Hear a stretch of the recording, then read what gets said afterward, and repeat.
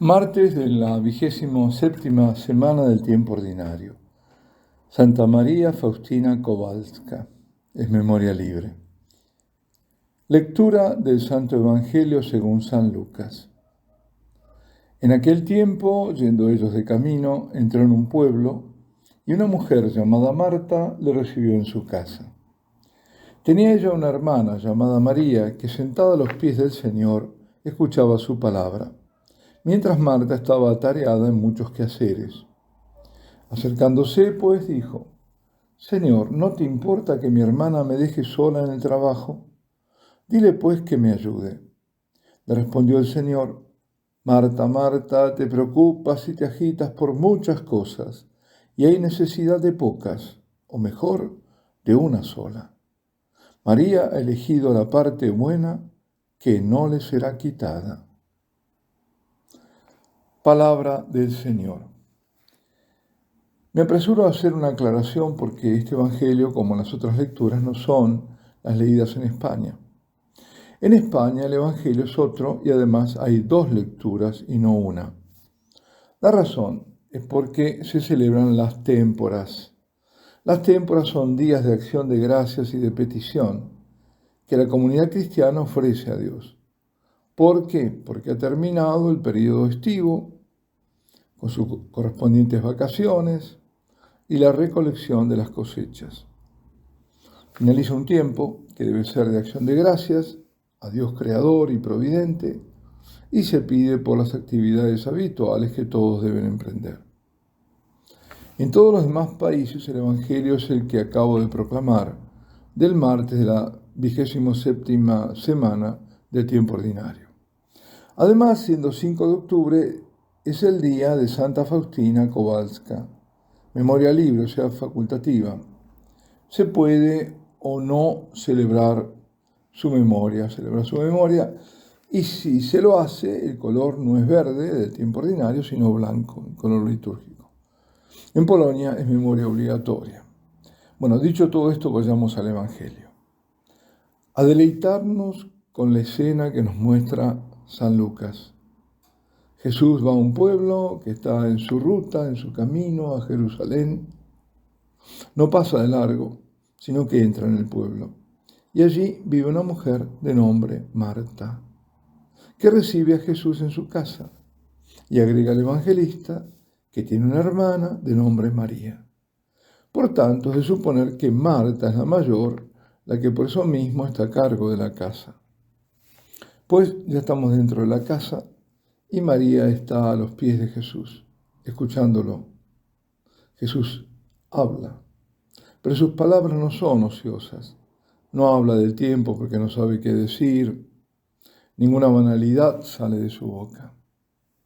Pedro, como siempre en nombre de todos sus discípulos íntimos, los futuros apóstoles, lo había dicho.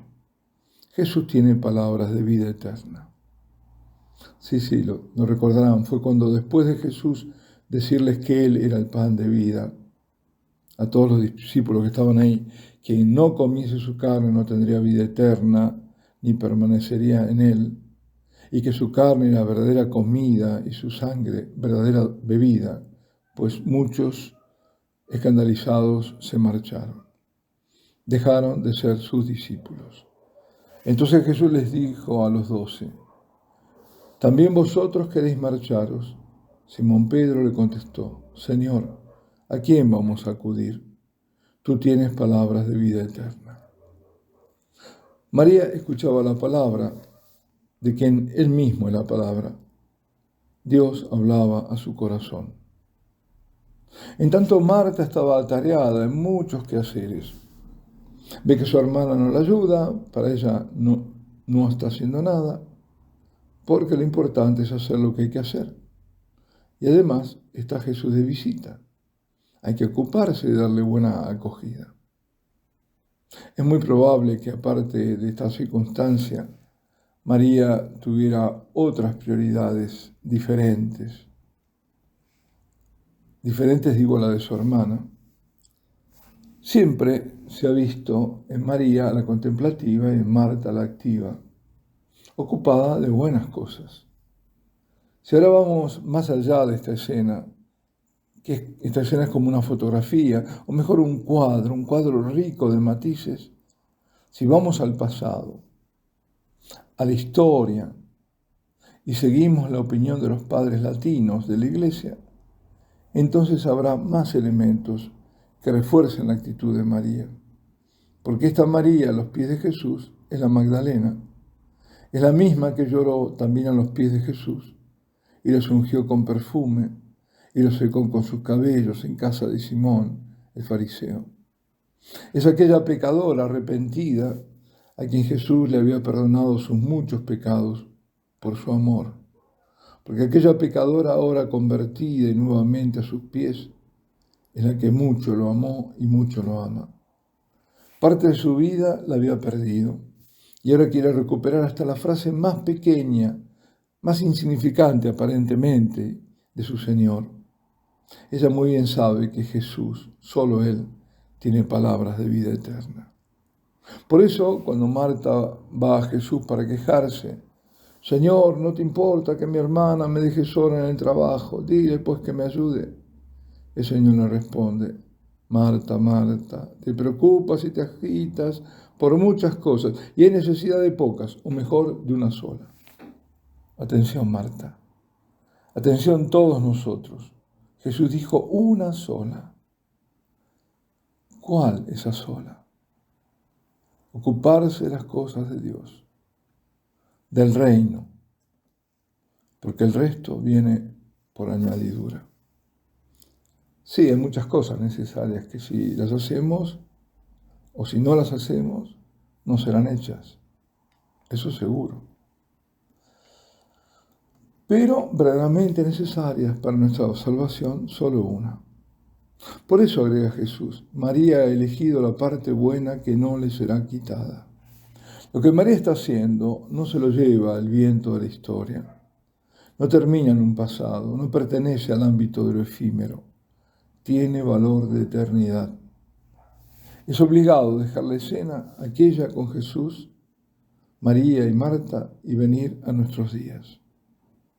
Venir al ajetreo de esta vida, a los móviles o celulares, a los ordenadores o computadoras, como los queramos llamar, al movimiento continuo y al ruido constante, a los jóvenes y no tan jóvenes que van con los cascos o auriculares o como se les quiera llamar. Incluso momentos que podrían ser de solaz con ese ruido y muchas veces atronador, constante, en medio de un paisaje con sus cascos, corriendo por un parque, midiendo también la actividad corporal. ¡Cuánto ruido! ¡Cuánta falta de paz! Algunos, muchos lamentablemente, aún piensan que ir a una iglesia y quedarse en silencio frente al sagrario, que ir a una capilla y pasar una hora o más en silencio frente al Santísimo Sacramento es pérdida de tiempo. ¿De cuál tiempo? ¿Del tiempo fugaz que no deja traza? Sí, ese se pierde para ganar lo más precioso. ¿Cuándo se ha de comprender que es necesario hacer silencio de los ruidos y de las cosas y dejar que el Señor nos hable? Escuchar su voz. Sí, porque la presencia absoluta, la presencia divina de Jesús en la Eucaristía le habla a nuestro silencio, porque lo dejamos hablar y nos va modelando en los pensamientos, en la voluntad. Santa María Faustina Kowalska escuchó la voz del Señor y le habló no una vez, sino muchas, a través de palabras y a través de hechos e inspiraciones, y mucho de esto quedó registrado en su diario. Sor Faustina, la tercera de 10 hijos, nació el 25 de agosto de 1905, en el seno de una familia campesina pobre que vivía en el pueblo de Głogowicz, en Polonia. En su bautismo se le dio el nombre de Elena. En la familia Kowalski, la fe era el elemento esencial de la vida. Dios estaba siempre en primer lugar y cada día se combinaba armoniosamente la oración con el trabajo. Aunque la familia vivía mal por el duro trabajo y escasez, se las arreglaba para encontrar el dinero para comprar libros religiosos, como tiempo para la lectura en común. Cuenta la santa: desde mis primeros años, Jesús en el Santísimo Sacramento me atrajo hacia Él. A los 7 años, mientras estaba en las vísperas y Jesús estaba expuesto en la custodia, fue cuando el amor de Dios me fue transmitido por primera vez, llenando mi pequeño corazón, y el Señor me hizo comprender las cosas divinas. Toda la fuerza de mi alma viene del Santísimo Sacramento. A los 9 años recibió la primera comunión. Al volver de la iglesia sintió la presencia de la hostia divina en su alma. ¿Por qué no vas con tus amigos?, le preguntó su vecina. Me voy con el Señor Jesús, respondió con seriedad. Su primera obligación era la misa dominical. Cuando no tenía ropa decorosa para ir a la iglesia, se refugiaba en el huerto con su libro de oraciones, uniéndose espiritualmente al sacerdote y a los fieles que asistían a la misa. Ni siquiera respondía a las llamadas de su madre, y solo después de la celebración de la Eucaristía se acercaba a ella, le besaba la mano y le decía: mamá, no te enfades, Jesús habría estado más triste que tú si no me hubiera recogido en oración. Ya de niña era muy sensible a las privaciones y la miseria de la gente, y trataba de ayudarla en todo lo que podía. Asistió a la escuela solo durante 3 años. Empezó a los 12 años y aunque era una buena alumna, tuvo que dejar sus estudios para dejar sitio a niños más pequeños. Elena dejó su pueblo, su casa natal, cuando tenía 16 años, llevándose consigo el tesoro de la fe, el amor a la oración, los sólidos principios de la moral cristiana, así como las virtudes de la laboriosidad, la obediencia y un fuerte sentido de la responsabilidad. Trabajó como criada. En ese momento tuvo una misteriosa visión de la luz. Después de esto, regresó a su casa para pedir permiso para entrar en un convento. Sus padres, aunque eran personas muy religiosas, no querían perder a su hija. Le dijeron que no. A no contar con el consentimiento de los padres, Elena intentó sofocar la voz de la llamada de Dios, que, como escribe en su diario, había escuchado en su alma desde los 7 años.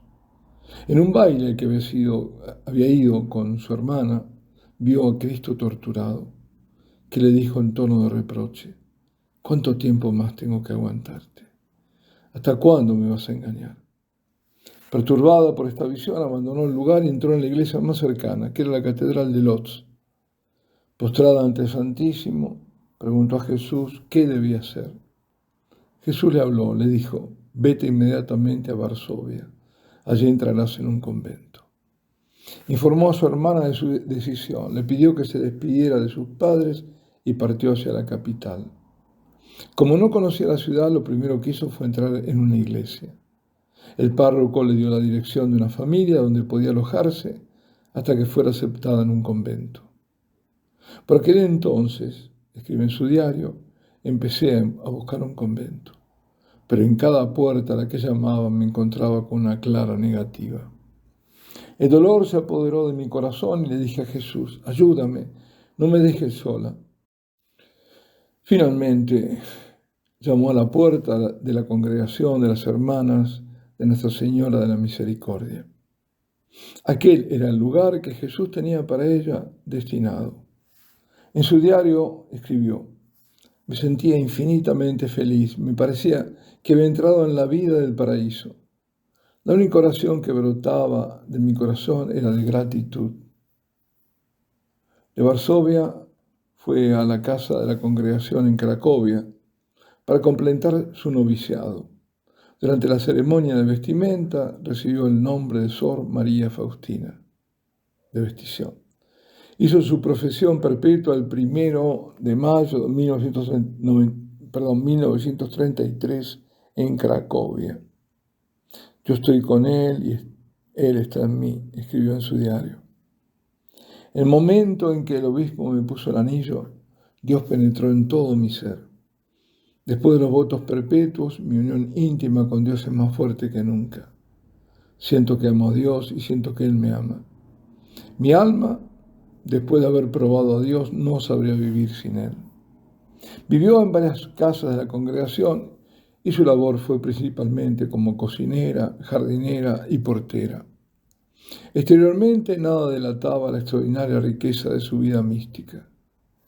El Señor recompensó generosamente su compromiso espiritual, concediéndole el don de la contemplación y el conocimiento profundo del misterio de la divina misericordia.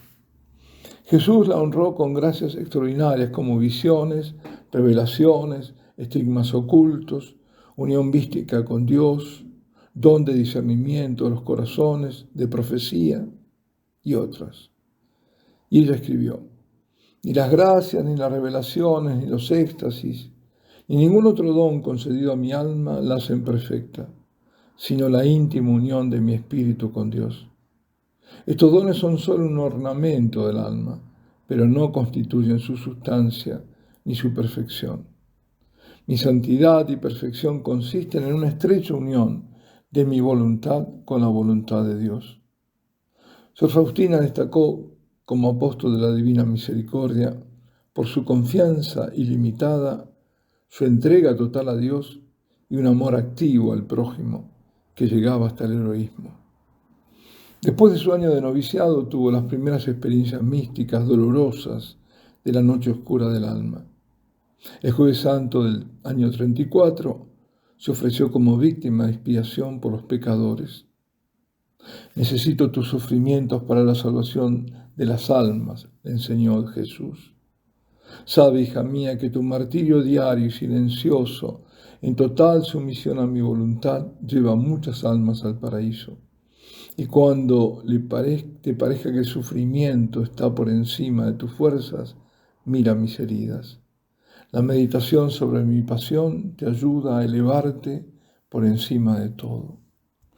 En los últimos años de su vida, los sufrimientos interiores de la noche del alma se intensificaron, al igual que sus sufrimientos físicos. Su tuberculosis se agravó. Desde el hospital, en agosto de 1938, escribió a la superiora general: queridísima madre, me parece que esta es nuestra última conversación en la tierra. Si el dolor es grande, la gracia divina es inmensa. Me abandono totalmente a Dios y a su santa voluntad. Siento la nostalgia de Dios cada vez más intensa. La muerte no me asusta. Mi alma está inundada de una gran calma. Antes de salir del hospital, el doctor Silver le pidió la imagen de Santa Teresa del Niño Jesús, que estaba en su mesilla de noche y que quería colgar junto a la cama de su hijo. Y cuando la enfermera expresó su preocupación por el peligro del contagio, el médico la tranquilizó diciendo: los santos no contagian. Queridos hermanos, ¿cuánto nos dice esto? La Santa Eucaristía, que es el santo de los santos, no contagia. En el hospital la visitó el padre Sopocko, su director espiritual designado por Dios para la realización de la misión de la misericordia. Cuenta él, parecía un ser divino. Entonces ya no tuve ninguna duda de que lo que estaba escrito en su diario sobre la santa comunión que le dio el ángel era cierto. El 5 de octubre de 1938, Sor Faustina se confiesa por última vez. A las 22:45 marcha en silencio a la casa del Padre para cantar eternamente el himno a la divina misericordia. Consumida en su cuerpo y unida místicamente a Dios, murió en concepto de santidad a la edad de 33 años, después de 13 años de vida religiosa. En su diario escribió: no te olvidaré, pobre tierra, aunque siento que inmediatamente me sumergiré por completo en Dios, como en un océano de felicidad. Pero esto no me impedirá volver a la tierra para dar valor a las almas y exhortarlas a confiar en la misericordia divina.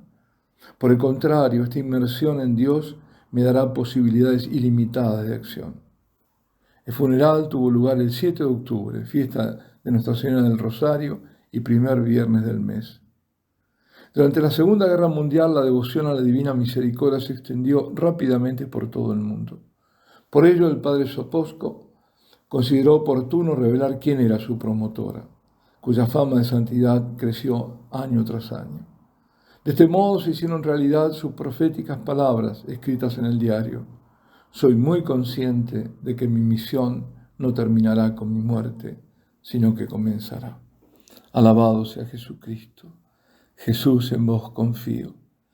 Y Santa María Faustina Kowalska ruega por nosotros. La bendición de Dios Todopoderoso, Padre, Hijo y Espíritu Santo, descienda sobre vosotros y permanezca para siempre.